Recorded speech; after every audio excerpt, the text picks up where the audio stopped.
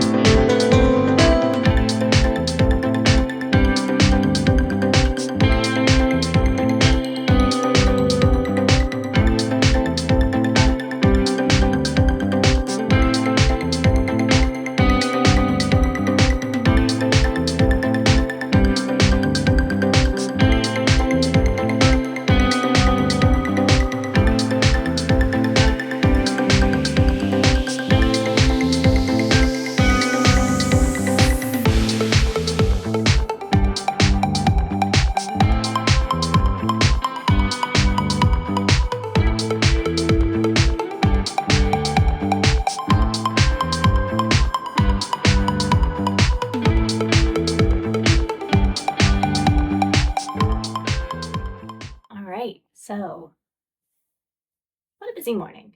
So I want to talk about a couple things here before we go into what our evening's going to hold.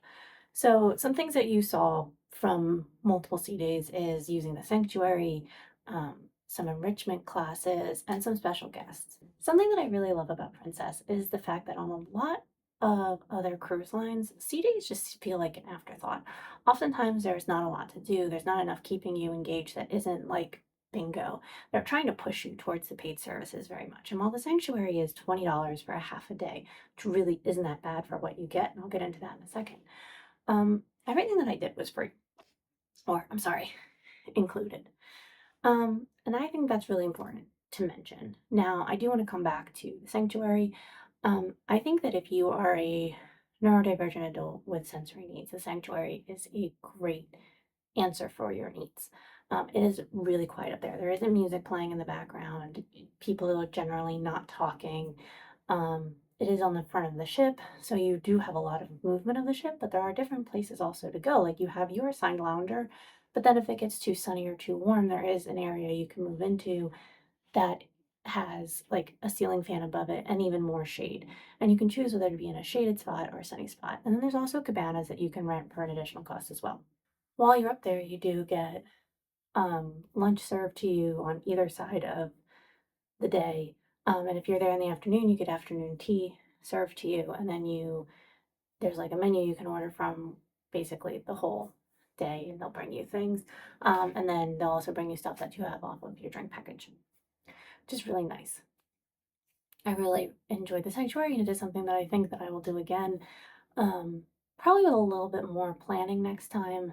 Um, I feel like I'm always saying that. What I ran into today is I did miss an hour from each of the two sessions, and I kind of wish I had just done the morning. It was really nice to get work done up there because, like I said, it was quiet. The Wi-Fi was really good because you're out on deck, and the Wi-Fi is like right there. Um, so that was really nice. And then the afternoon, I did end up skipping one panel um, to go back up to the sanctuary and sit and relax for a bit. So, um, the enrichment classes, those were awesome. There's a naturalist on board for this cruise, and he is amazing. He did several classes. He did one on whales, he did one on clouds and why we see faces and things in them. He did one on bears and salmon, which I learned a fun fact that did you know that forests that have a healthy salmon population don't catch on fire as much? Yeah. He recommended a book called There's Salmon in the Trees, and I think I want to read it. And then he did one on nature photography, whether you're using your cell phone or a real camera, and he gave instructions on like how to take a picture of the moon, which I am going to try to go out and try tonight. Very excited. Um, so yeah, he was awesome. I absolutely loved him, and I love that Princess does those classes. They also had special guests. One was the captain's wife who came and talked about the history of cruising, and then the other was actually Michael Jackson's nephew. He's a member of T3. He's the oldest brother, I believe. Um, and it was really cool to learn some like history of the Jackson family from that aspect and his own history. And really, the fact that Michael Jackson being his uncle is part of the reason why T3 didn't take off in the United States, because part of what went into that is radio shows were trying to negotiate for things to play their songs that Michael Jackson didn't want to give. Not because he didn't love his nephews, from all accounts, he really did love them, but just because they were unreasonable requests. So that was really interesting, really well done. Um, so there were those two special guests, and then there was also like life on board things. So there was a culinary demonstration. I didn't make it to that. I had a call during that time. But there's also the life on board, which was a really good talk done by the cruise director. And I really enjoyed that. And I normally do both those things on cruises where offered because I like to look into what it's like on each ship and kind of compare. From there, I actually learned that Princess Cruises is focused on being the leaders in having essentially a happy, healthy crew. So the legal requirements is that staff gets 10 hours of rest a night.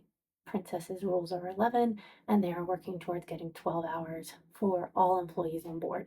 And I do think that makes a difference because, as I've said in previous Princess videos, the Princess staff always seems happier and more engaged than a lot of other cruise ships. MSC is the other one where everyone seems happy to be there, but Princess even more so. So I really loved learning about that. So what do we have going on this evening? I'm not doing the production show this evening because the other production show I went to was terrible. And tonight is Motown, and I don't like Motown. So instead, I'm going to be doing more game shows. I've been doing game shows all week. I love the game shows on Princess. I'm going to come back and talk about those. So there's actually two game shows I'm going to this evening, and then I'm going to go out and try to take a picture of the moon once it comes up, hopefully before bedtime. And yeah, let's go.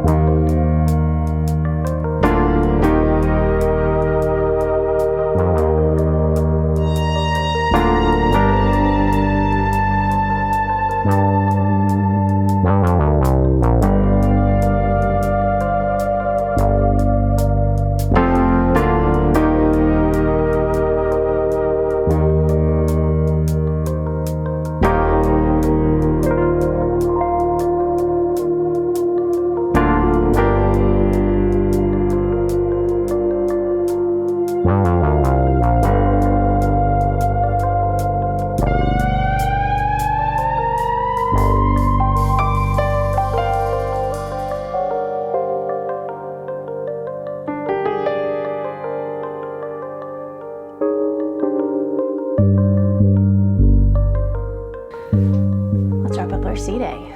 So, went and grabbed dinner, just had chicken parm, nothing to write home about. I don't think I actually filmed it, now that I think about it. Been forgetting that a lot this trip, but we all know food's not that important to me. So in the course of the sea days, there is one food that you will see in here, and that was the Alfredo's pizza. I will talk about that I did talk about that in my debrief, I'm sure, but it was really good. I had the honey pie, it was delicious. Definitely worth it. You do get the two what do they call it? Casual dining credits, and I used one of them. I don't think I'm gonna end up using my second one because tomorrow's the last day. So I did use that. It was really good. So that was one of the things I did. So let's talk about game shows. So I've talked about this before. Princess goes all out with the game shows. They do complete sets. Liars Club was tonight. So was top, middle, bottom, and Broadway trivia. I had 23 points in Broadway trivia, and the winner had 27. I did get Carrying the Banner and King of New York mixed up because you only listen to 30 seconds of the Newsies. So there was that. I was ashamed, but here we are. Yeah, so great afternoon. Also there was a silent disco tonight, and I went up, and I think I mentioned before that they talked about how to do moon shots on your phone. So I did take a couple pictures of the moon. I didn't do exactly what he said. Well, I did exactly what he said, but it didn't work for me because I've got the grids on my camera. So those screenshots didn't work, but I was able to take a video and hit the camera button in the video, and those turned out really nicely. So that was awesome. And yeah, the Naturalist was one of the guys for Liars Club. It was hilarious. That game show was so raunchy, but so good. So I did that. And yeah, all in all, the sea days aboard Princess are amazing. So some of the things that I didn't participate in on this cruise, but I have in the past, are the craft days. The crafts on this cruise were not anything I was really interested in. They're more like straight up paper crafts and not the terrarium or anything, or coloring type stuff. So I know though, when I was on Enchanted Princess last year, we actually made a a Celtic knot, and I still have that in my house. So I love things like that. So definitely, if you are on a princess cruise doing a sea day, look for the crafts because those are also really awesome. And yeah, that really wraps it up for the 3 sea days. I hope that I covered anything. If not, future AJ will break in here and be like, hey, I forgot, guys. I did that thing. But yeah, it was awesome. I had a really good day, really good 3 sea days. Very relaxing, even with having to get work done. So 10 out of 10 would recommend Princess Sea Days. And yeah. All right, tomorrow is San Diego. I'm very excited. And then home, the sad thing happened today where they drop off your luggage tags that I don't use because I carry on and off. Disembarkation times. Mine is 8:10 a.m. in the Vista Lounge. To get back to the Los Angeles airport. So, yeah, that's all. All right, well, tomorrow San Diego, the sourdough, I believe, is the pancakes. Either that or I just completely made up pancakes every time I've talked about them on these vlogs, but we'll find out tomorrow. All right, I'll see you then. Bye.